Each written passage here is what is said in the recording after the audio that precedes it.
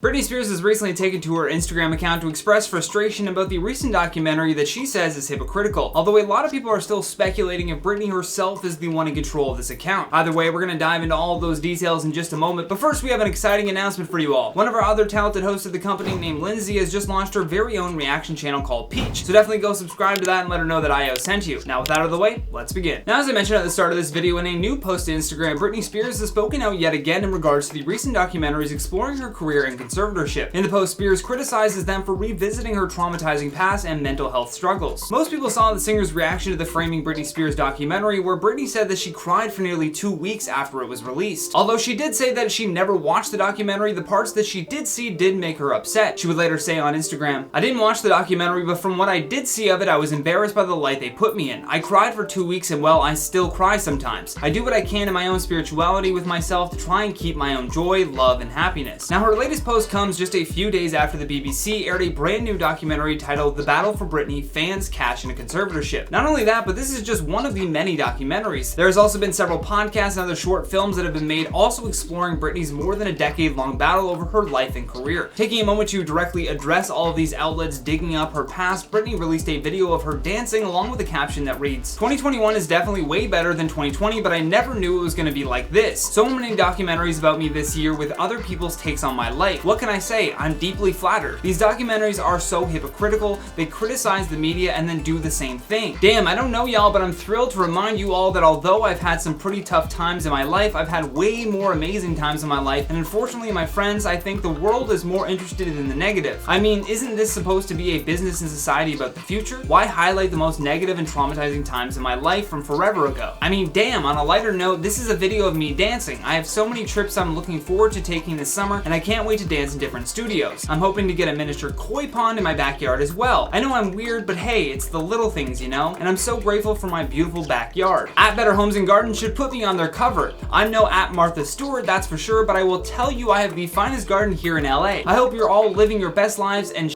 or as Paris Hilton would say, sliving. I know I am. P.S. I don't actually talk to Billy B at all, so I'm honestly very confused. This is my Instagram. P.S. No paparazzi guy, I didn't want you and your crew following me around." Okay, so this post to me was just a journey and a half, right? At first I felt terrible for her and totally agreed that these documentaries are only adding to her already traumatic past. Then as she gave updates on what she was doing in her life, I thought, oh, okay, well that's good to know that she's doing better. However, in a strange turn of events, at the end she decides to target Billy B, not giving really any context on that name nor who that person is, just saying that she doesn't actually talk to Billy. And if you recall, Billy B, aka Billy Brassfield, was the former makeup artist who claimed that Britney personally told him that she has no control over her social media. So if you were someone pretending to be Britney Spears, this is just speculation, it makes sense that you would try to discredit the people who are trying to expose the real person behind those captions. Now, in all fairness, this could totally be made up, but when I looked into it, Billy did work with Britney back in 2012 when she appeared as a judge on X Factor, and according to him, the content is her, but the words in the caption are not how she feels. He even claimed that Britney had found a very secure way of communicating with him and said that she had a strategy for how she can end the conservatorship. According to a quote from Billy online, he claims, "Britney has a strategy. She does not own her name and she does not own her brand, and so I believe that part of her strategy is to stop making money she doesn't have any control over." I mean, if that were the case, that would be a good strategy, but either way, Britney is set to appear in court next month, so I guess we will have to wait and see what happens when she personally addresses the issues with her conservatorship. You know, enough from just other people speaking on the matter. Let's hear from Britney herself, in person, in court. With that though, let's check out some of your comments from the video titled "TikToker Justine Paradise Threatened After Jake Paul Accusations." Xavier Leonard says, "I feel so sorry she has to deal with adult children and threats coming her way." Adult children is the perfect way to explain that. It's just